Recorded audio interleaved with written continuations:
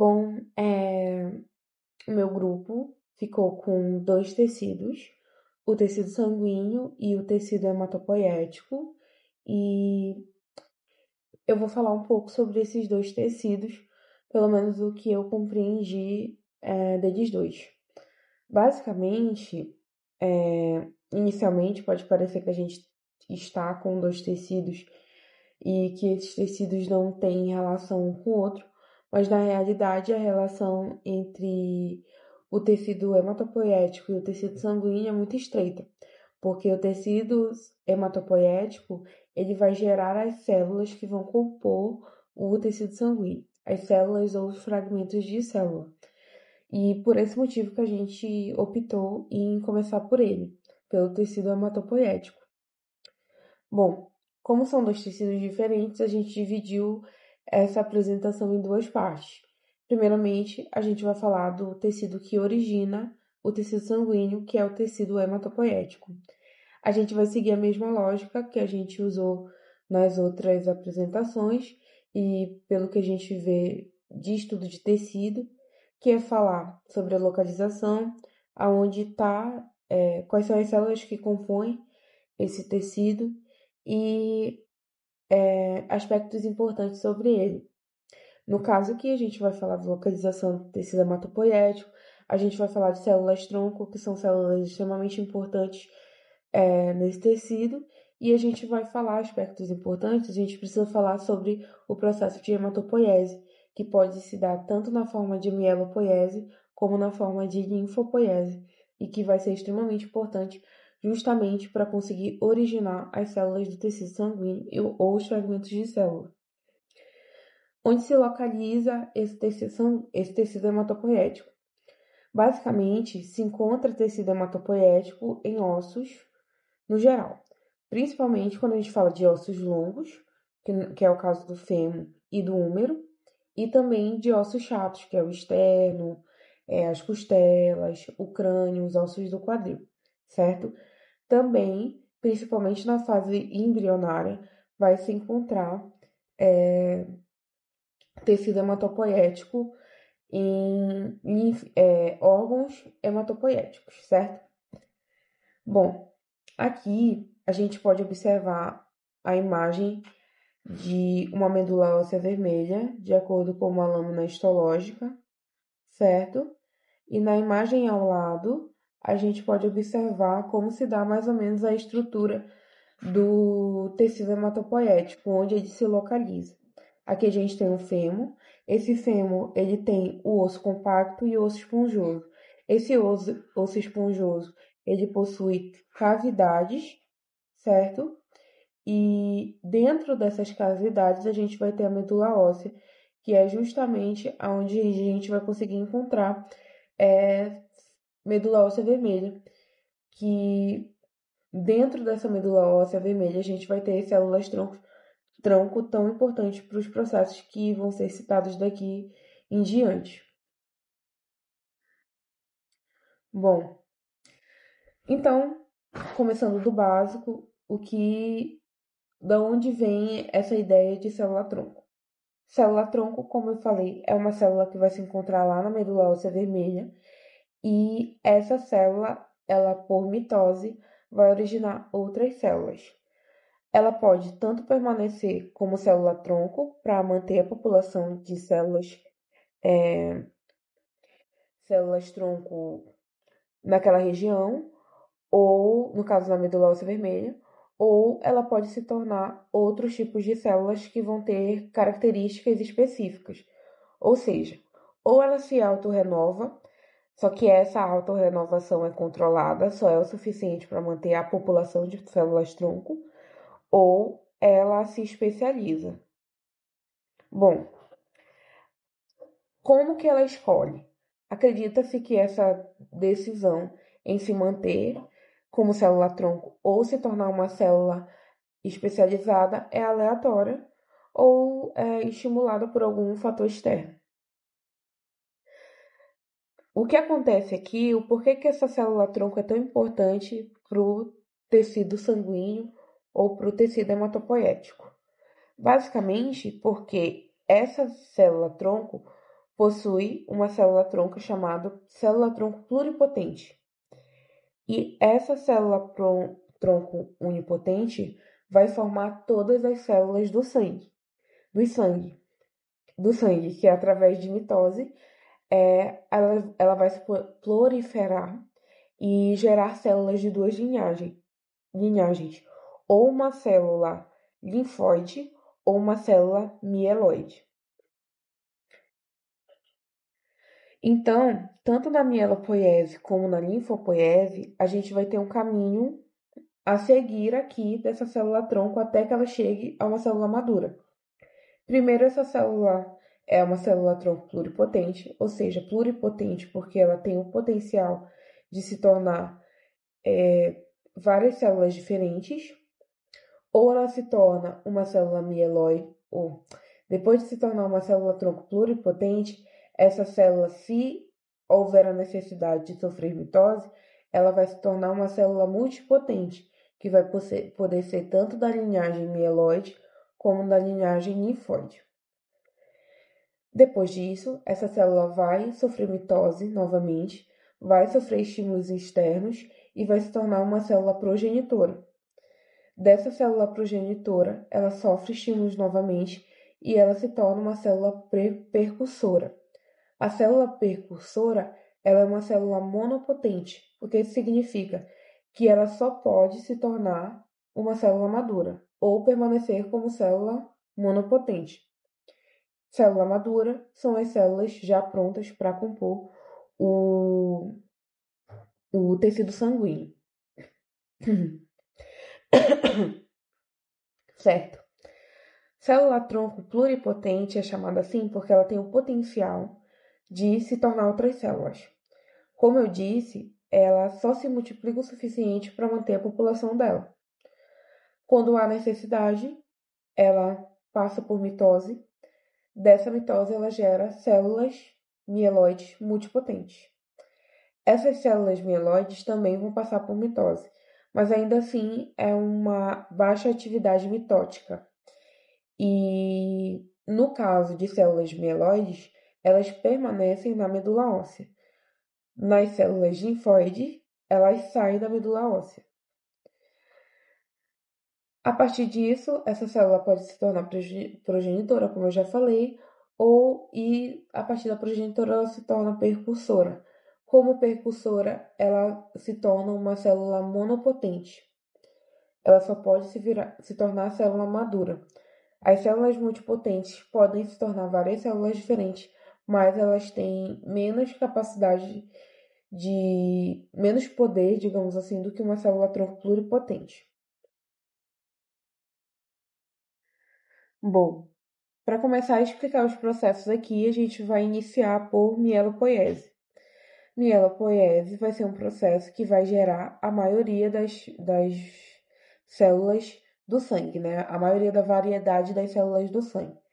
Isso porque vai ser um processo que surge da célula-tronco pluripotente, que após sofrer mitose vai gerar células mieloides e linfóides. A mielopoiese vai acontecer nas células de linhagem mieloide. E ela pode, através da mielopoiese, se tornar granulócitos, monócitos, eritrócitos ou plaquetas.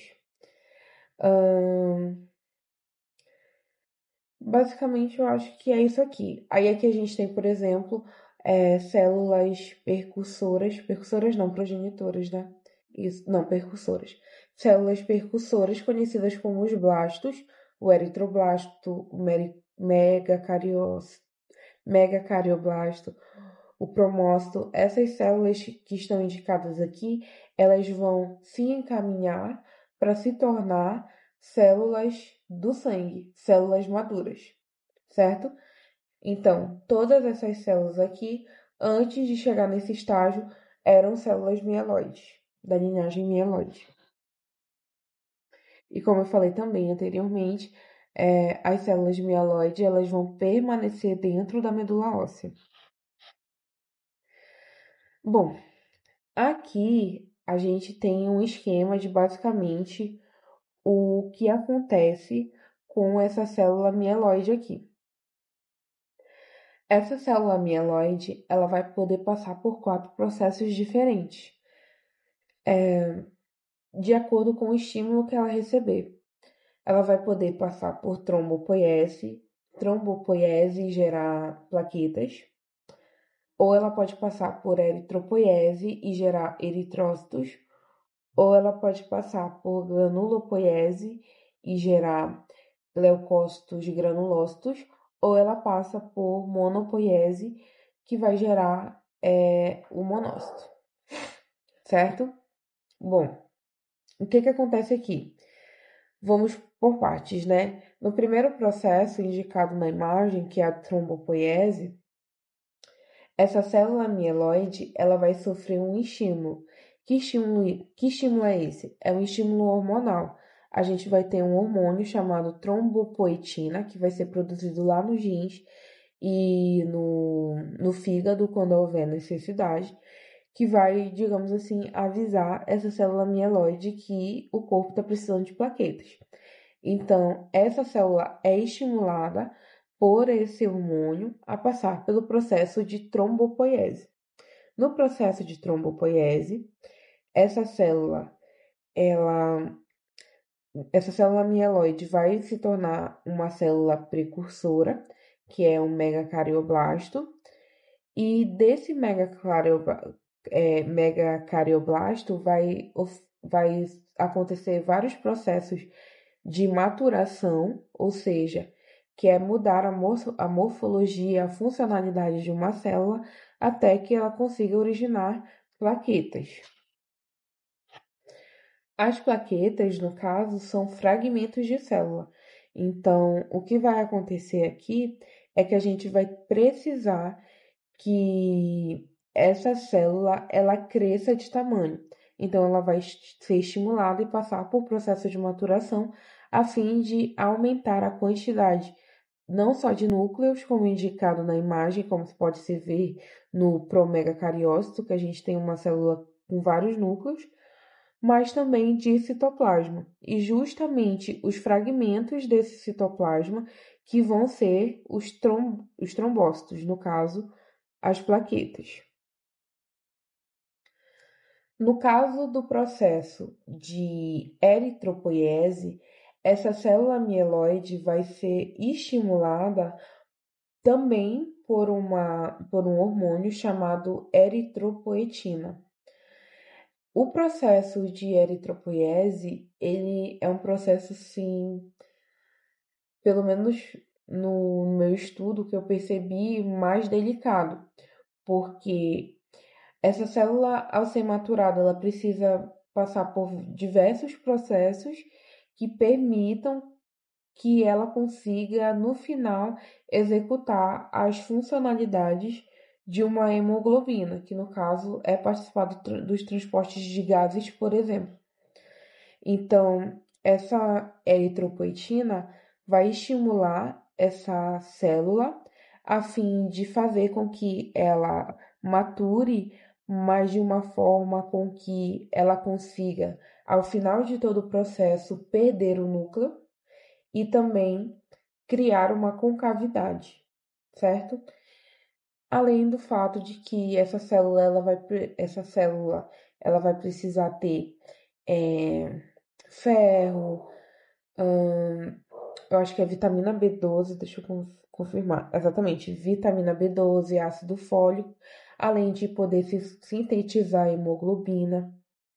Essa célula no processo de maturação, ela precisa sintetizar hemoglobina, ela precisa diminuir, ela precisa perder esse núcleo. Então, são diversos processos de maturação que vão acontecer aqui na eritropoiese até que essa célula se torne glóbulo vermelho, certo? Essa célula mieloide, se ela não for estimulada para nenhum desses outros processos, ela também pode se tornar um mastócito, certo? Agora, no mieloblasto, que é a célula precursora que vai ser estimulada, se eu não me engano, deixa eu confirmar aqui, por por uma proteína, eu acredito que é a citosina. Um tipo de citosina. Isso. Ela vai ser estimulada por um tipo de citosina, que é um fator, que no caso essa citocina, ela é um fator estimulador de criação de colônia, se eu não me engano. E essa citocina vai fazer com que essa célula mieloide se transforme em um mieloblasto. O mieloblasto vai gerar leucócito. Esse leucócito pode ser agranulócito, no caso do monócito, ou ela pode ser granulócito, que é no caso do basófilo, do neutrófilo e do eosinófilo. Bom, quando ela vai virar um granulócito, ela vai passar por mielo não. Ela vai passar por granulopoiese, certo?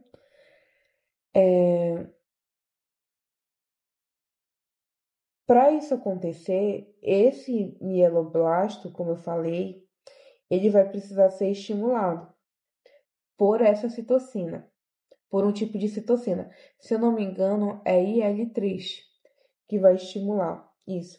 IL-3 que vai estimular esse mieloblasto para que ele vire um granulócito.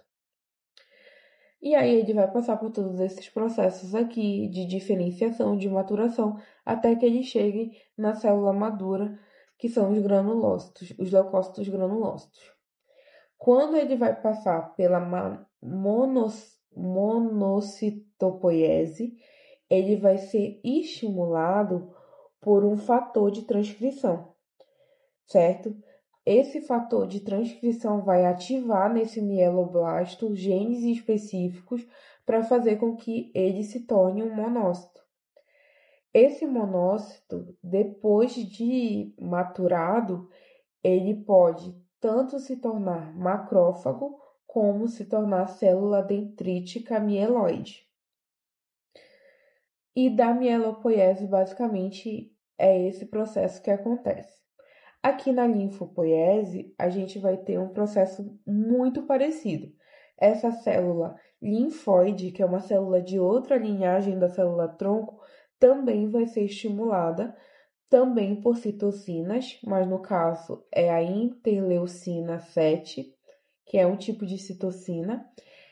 Esse tipo de citocina vai fazer com que essa célula seja maturada até o ponto que ela se torne um linfócito B ou T, ou que ela se torne uma célula exterminadora neural, que no caso é uma célula NK.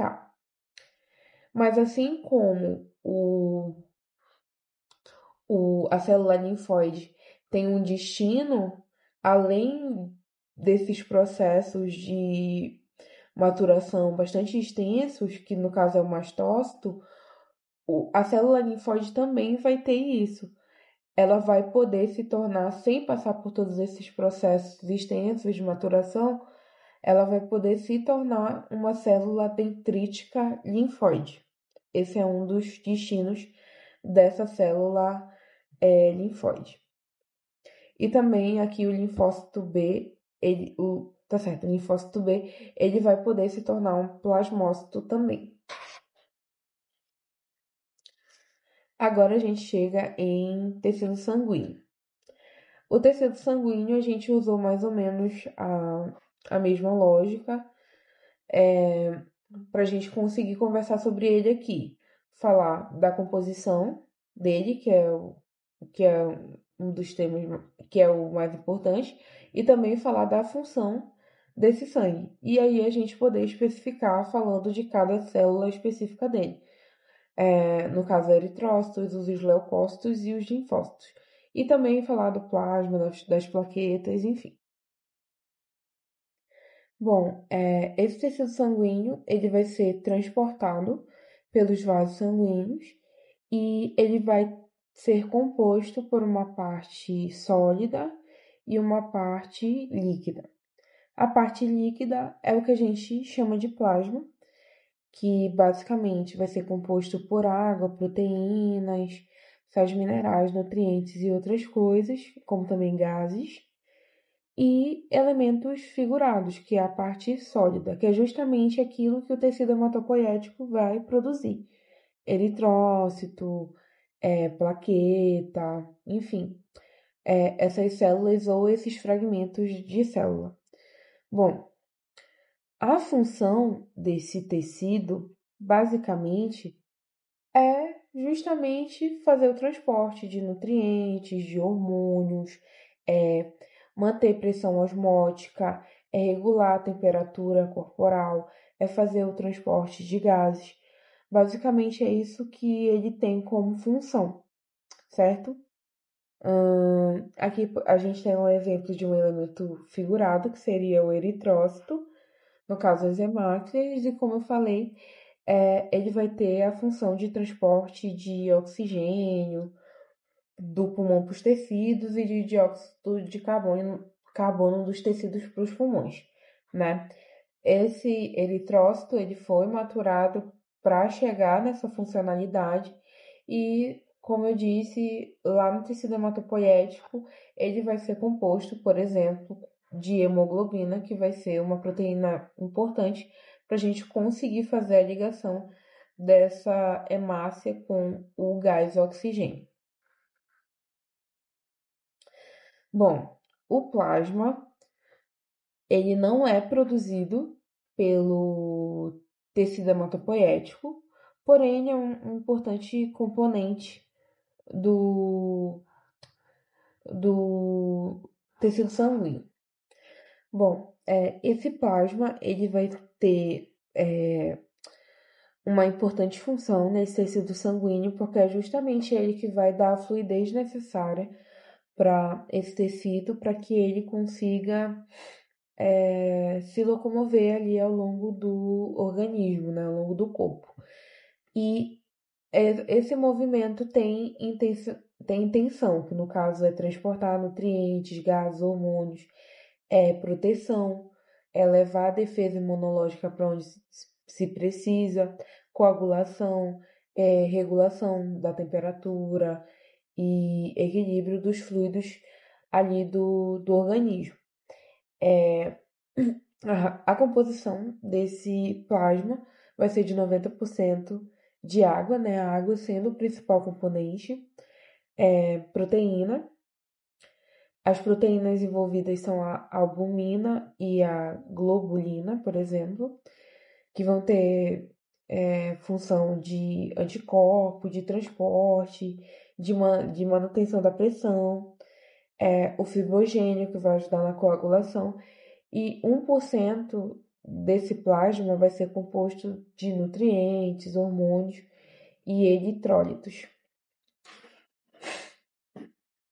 Bom, outro elemento importante do sangue são as plaquetas, conhecidas como trombócitos também.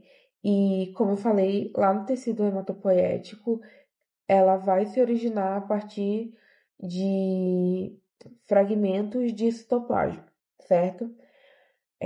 Como eu falei, ela vai derivar lá do megacariócito, que vai ser produzido ali dentro da medula vermelha. Ele tem uma vida útil curta e quando ele é produzido lá pelo megacariócito, ele é produzido em grande quantidade lá na medula vermelha, certo? De lá ela vai para os vasos sinusais, eu acho que esse é o nome, se tiver errado, peço perdão, e de lá que vai para a circulação, né, para o resto do corpo, certo? Esses fragmentos, eles são bem pequenos, lembrando que eles são chamados de fragmentos justamente porque eles são pedaços de uma parte da célula, no caso o citoplasma, e eles vão ter diversas funções ali no organismo, como, por exemplo, coagulação, eles vão formar coágulos para prevenir hemorragia, eles também vão ter função de cicatrização, que ajudando no processo de reparo dos tecidos e também em liberação dos fatores de crescimento, ajudando justamente na regeneração celular. Aqui a gente tem uma imagem de plaquetas e hemácias juntas. E falando em hemácias, a gente finalmente chega nos eritrócitos, que do sangue normalmente são as células mais conhecidas, assim, as hemácias, justamente por conta da funcionalidade dela, que ela é muito importante para fazer o transporte de gases. Sem essa hemoglobina desse glóbulo vermelho, a gente não conseguiria transportar os gases ali no corpo, certo? Do oxigênio, do pulmão para os tecidos, dos tecidos para o pulmão. A estrutura dessa célula, também já falado lá no tecido hematopoético, ela é uma célula bicôncava, ela é uma célula sem núcleo. E basicamente ela é composta de hemoglobina, de membrana plasmática e citoplasma. E como eu falei, ela também vai ter presença de ferro, vitamina B12, ácido fólico. E basicamente a função dela está atrelada com respiração, que é o transporte do oxigênio para o pulmão, do pulmão para os tecidos, e o transporte do dióxido de carbono para os pulmões, certo? Ela também vai ter um papel ali de manutenção de pH justamente por conta desse transporte que ela vai fazer desses gases, né? Ou seja, ela também vai funcionar como um sistema tampão. Bom, quando se fala dos leucócitos, a gente está falando principalmente de células de defesas, tanto os leucócitos quanto os linfócitos. Os leucócitos, eles se diferenciam em granulócitos e agranulócitos, e eles têm como principal característica, principalmente aqueles que são granulócitos, é a presença desses granulos, que são partículas de histamina, que vão ajudar justamente nessa proteção ao corpo, nessa defesa do organismo, e também essas formas diferentes, apresentações diferentes do núcleo, né? Por exemplo, no neutrófilo, a gente observa o núcleo e ele parece que são vários núcleos ali, quando na verdade ele é um núcleo só, que tem uma configuração diferenciada. No caso dos neutrófilos, eles são os mais abundantes, né, no sangue, mais presentes no organismo, e eles têm como principal função fagocitar micro-organismos invasores, como por exemplo as bactérias, certo? Então, se existe uma bactéria ali no organismo, uma das funções do neutrófilo é justamente fagocitar essa bactéria, certo? Para tentar defender o organismo e inibir a ação dessa bactéria ali dentro, certo? A gente também tem os basófilos, como eu falei, esses granulócitos são partículas de histamina e os basófilos, eles vão participar principalmente em reações alérgicas, né? Eles vão ser mediadores químicos. Como que eles fazem isso? Eles liberam essas histaminas justamente para tentar conter ali aquela reação alérgica ou inflamatória. Os monócitos, eles vão poder, como a gente já falou mais cedo, no tecido hematopoético, se diferenciar tanto em macrófago, que também vai ser uma célula que vai ser responsável por fagocitar coisas ali no organismo, como também células dendríticas, que também vão ajudar nessa questão de fagocitar coisas ali e fagocitar principalmente patógenos e células mortas, certo? E também a gente tem os eosinófilos, que é também um leucócito granulócito, que vai também participar de reações alérgicas e combater parasitas ali no organismo, certo? Infecções parasitárias. Então, como leucócitos, a gente tem dois tipos, o granulócito e o agranulócito. Agranulócito, os monócitos. Granulócitos, os basófilos, os eosinófilos e os neutrófilos. E por fim, quando se fala de sangue, a gente tem os linfócitos.